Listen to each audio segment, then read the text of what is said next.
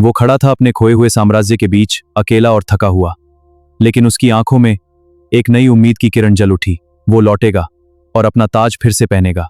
6 मार्च 1508 काबुल में जन्म हुआ एक राजकुमार का नाम रखा गया नसीरुद्दीन मोहम्मद हुमायूं। उसके पिता थे मुगल साम्राज्य के संस्थापक सहीउद्दीन मुहम्मद पापुआ। बचपन से ही हुमायूं को युद्ध, राजनीति और प्रशासन की शिक्षा दी गई, लेकिन उसके स्वभाव में एक चीज सबसे अलग थी, वो था उसका सपना देखने वाला मन। 1530 बाबर की मृत्यु हो गई और सिर्फ 22 साल की उम्र में हुमायूं दिल्ली के तख्त पर बैठा। लेकिन ये ताज आसान नहीं था।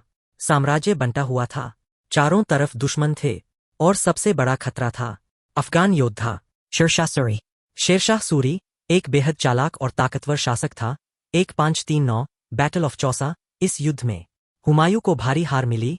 वो किसी तरह अपनी जान बचाकर भागा, लेकिन असली झटका अभी बाकी था। 1540 बैटल ऑफ कन्नौज। यहां हुमायूं पूरी तरह हार गया और उसे अपना साम्राज्य छोड़कर भागना पड़ा। अब एक बादशाह बिना राज्य के कई सालों तक वो रेगिस्तान और जंगलों में भटकता रहा, कभी सिंध, कभी राजस्थान। इसी दौरान 1542 में उमरकोट में उसके बेटे का जन्म हुआ।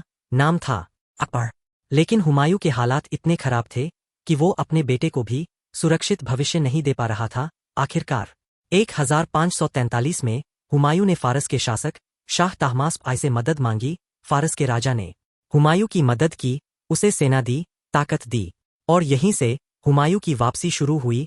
1555 करीब 15 साल बाद हुमायूं ने फिर से दिल्ली पर हमला किया और इस बार उसने अपना खोया हुआ साम्राज्य वापस हासिल कर लिया। दिल्ली का तख्त एक बार फिर हुमायूं के पास था, लेकिन किस्मत को कुछ और ही मंजूर था। 1556 दिल्ली में अपने ही पुस्तकालय की सीढ़ियों से गिरकर हुमायूं की मृत्यु हो गई। एक बादशाह जिसने जिंदगी भर संघर्ष किया और जब सब कुछ वापस पाया तो जिंदगी ने ही साथ छोड़ दिया। अकबर मेरे पुत्र, यह सूर्योदय हमारी विरासत का प्रतीक है। मुगल साम्राज्य का उदय हो रहा है और तू उसका उज्जवल भविष्य है। साहस और न्याय से शासन कर ताकि हमारी आशाएं पूरी हों। अकबर देखो, हमारी मुगल साम्राज्य का उदय, ये सूरज की तरह हमारी शक्ति और गौरव का प्रतीक है। तुम्हें यह विरासत संभालनी है आशा और साहस के साथ। हमारी मुगल साम्राज्य अमर रहेगी।